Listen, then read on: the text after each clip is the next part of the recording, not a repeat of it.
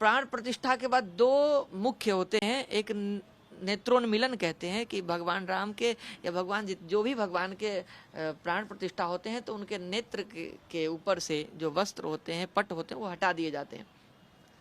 सोने के सुई से अंजन लगाए जाते हैं उनके नेत्रों में, और सबसे पहले उनके स्वरूप वही देखें, इसलिए आगे से शीशा दर्पण भी दिखाए जाते हैं कि पहले आप अपना स्वरूप आप ही देखें, खुद ही देखें।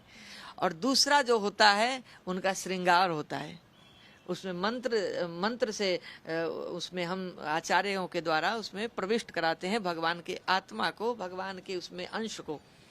तो वो कैसे माने कि भगवान उसमें प्रकट हो गए या उसमें प्राण प्रतिष्ठित हो चुके हैं मूर्ति?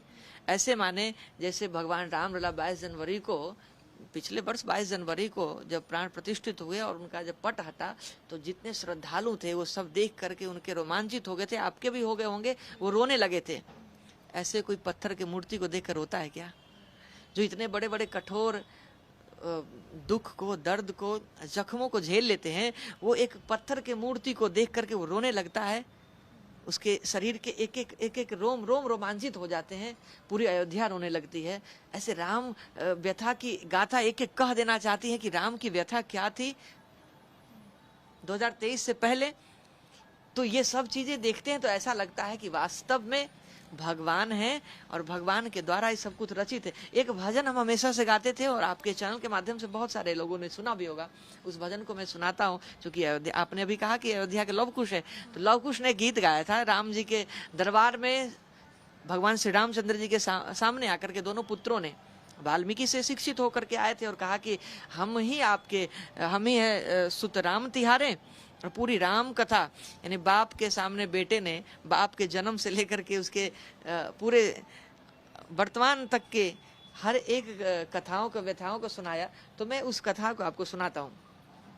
हम कथा सुनाते राम सकल गुण धाम की, हम कथा सुनाते राम सकल गुण धाम की।